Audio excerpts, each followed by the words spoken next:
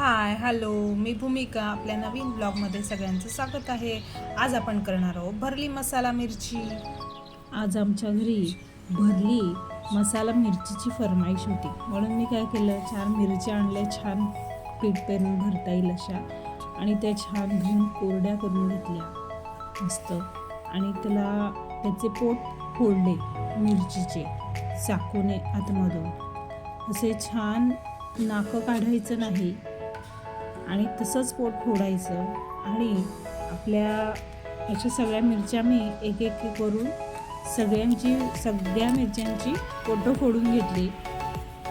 आणि आपला चमचा असतो पोहे खाण्याचा, सो त्या चमच्याने मी काय केलं, मागचा आतला बियांचा भाग काढत गेली एक एक, म्हणजे त्यात बिया तोंडात लागायला नको. जेव्हा त्यात आपण मसाला भरतो ना, तेव्हा असं बिया त्या लागायला नको तोंडात.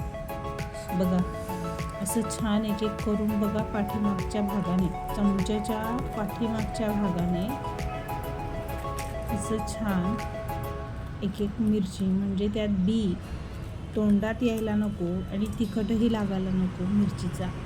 आणि ही मिरची फार काही अशी तिखट नसते, खूप कमी तिखट असते. त्यामुळे त्यात मसाला घातला आणि शेकली ना, ती खूपच सुंदर खुसखुशीत होते. म्हणजे तोंडी लावण्यासारखा पदार्थ हा खूपच टेस्टी आहे. आमच्या घरी ना आमची आजी नेहमी करायची, नेहमी. आमच्या आजोबांना खूप आवडायचं हा पदार्थ, त्यामुळे ही माझ्या आजीची रेसिपी आहे आणि आमच्या घरात सर्वांनाच आवडतो हा पदार्थ. बघा असं छान पोट फोडून घेतलं आणि मिरचीच्या आतलं सगळं मी काढून घेतलं. आता आपण एका प्लेटमध्ये डाळीचं पीठ घेतलं आहे, साधारण मोठे 3 चमचे आहे, म्हणजे पोह्यातलाच चमचा आहे, पण ते 3 चमचे घ्यायचे. नंतर त्यात 1 चमचा तांदूळाचं पीठ घेतलं आहे. तांदूळाच्या पिठाने खरपूसपणा येतो, म्हणून तांदूळाचं पीठ घेतलं.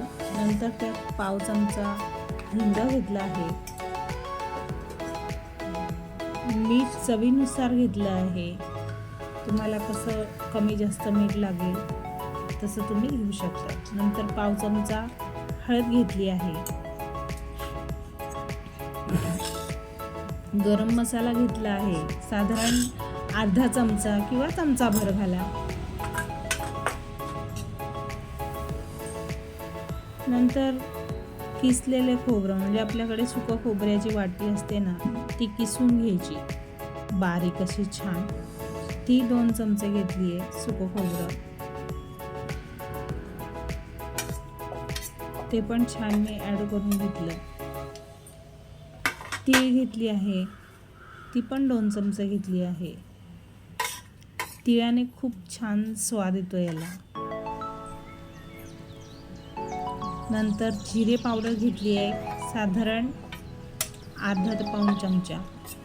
आणि बडीशोप घेतली आहे बरं का मी इथे. बडीशोप अशी भरड कुटलेली आहे खलबत्त्यामध्ये, खूप सुंदर टेस्टी लागते बडीशोपची टेस्ट याच्यात. आणि एक अर्धी लिंबाची फोड पूर्ण पिळून घेतली, म्हणजे साधारण 1 चमचा येतोच तो रस लिंबाच्या फोडीचा. असं छान पिळून घेतला मी तो, म्हणजे त्याच्यात बघा आंबट, तिखट अशा सगळ्या चवी आल्या. आणि मिरचीचं आतलं जे सारण आहे ना, ते खूप खुसखुशीत होतं छानपैकी, खूपच टेस्टी लागतं. आता त्यात तेल घातलं मी.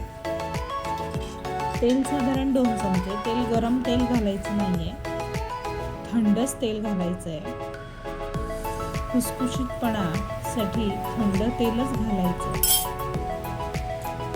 कोथिंबीर घेतली थोडी.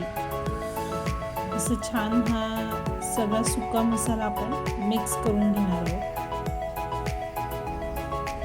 छानपैकी तेलामध्ये पूर्ण मळून घ्यायचं आहे. हे सगळं मिक्स करायचं आणि छान मळून घ्यायचं.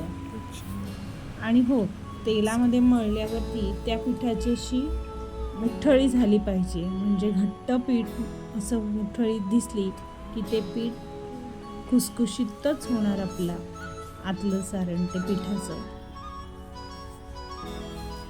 आता थोडंसं बेसन पीठ घेतलं आहे तर त्याला खूप असं पाणी नाही लागत, पण पोह्याचे 3-4 चमचे पाणी मी घेतलं आहे आणि तेवढ्याच पाण्यातही भिजवलं आहे.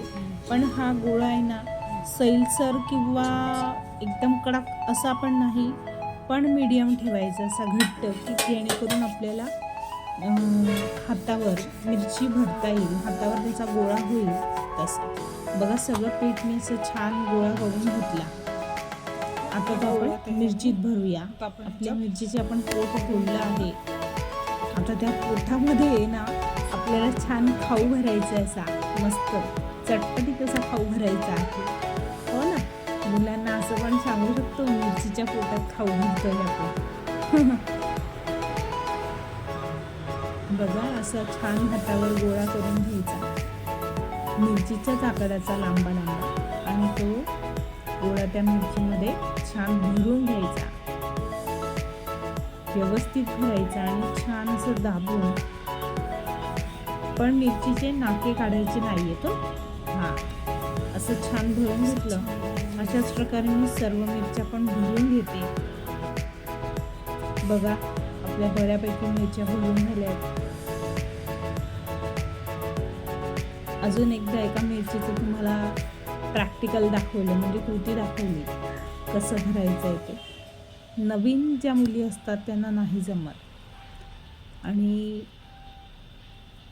त्या बघूनच शिकतात. असे छान बिगिनर्स मुलींना खूप छान रेसिपी आहे ही, पटकन आणि आवडणारी आहे. खूप सुंदर लागते भरली मसाला मिरची. तर आता आपण सगळ्या अशा मिरच्या भरून घेतल्या आणि हो, आता माझा छोटासा गोळा उरला आहे, त्याला पण मी छान मळून घेतलं आणि असं लांब लांब करून जसं मिरचीच्या हाईट लांब लांब गोळा करून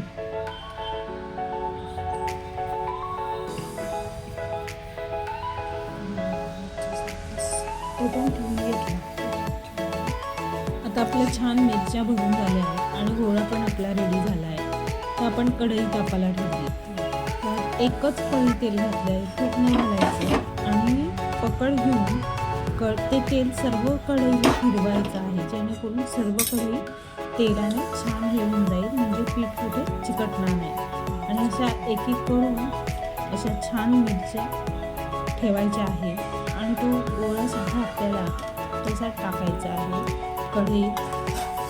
आता आपण त्यावर झाकण ठेवूया. एक 5 मिनिटं झाकण ठेवायचं आहे. मिरच्या छान आपल्या शेकल्या जातील आणि मिरच्या ह्या आता बघा आपण झाकण उघडूया आणि एक परतवून बघूया 1-2 मिरच्या झाल्या आहेत की नाही. एका बाजूने म्हणा, बघा एक बाजू झालेली आहे.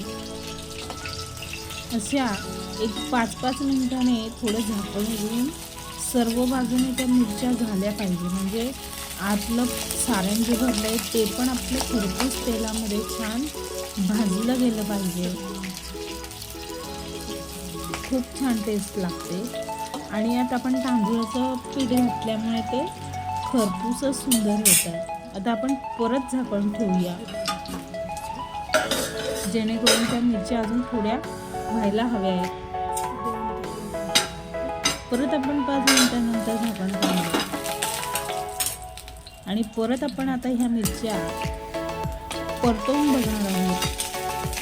ह्या मिरच्या चारही बाजूने छान खरपूस भाजण्यासाठी आपल्याला 5-5 मिनिटांनी असं झाकण ठेवून छान तिथे होऊ द्यायच्या असत्या.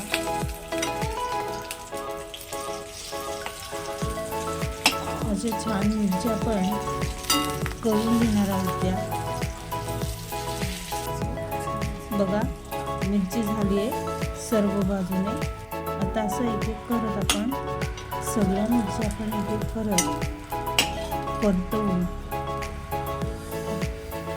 आणि सर्व झाल्यानंतर आपण प्लेटमध्ये काढून घेऊ. बघा अजूनही मी थोडं चेक करते. असं 2-3 वेळा झाकण ठेवून असं बघत राहायच्या मिरच्यासारख्या परतवत राहायच्या. आता पाहूया बघा किती सुंदर मिरच्या तयार झाल्या आहेत. छान झाल्या आहेत की चवीला पण छान आहे. तर चला, व्हिडिओ आवडल्यास लाईक, शेअर, सबस्क्राईब करायला विसरू नका. तर मैत्रिणींनो, कमेंट्समध्ये नक्की लिहून मला पाठवा मिरच्यांची रेसिपी आवडली की नाही.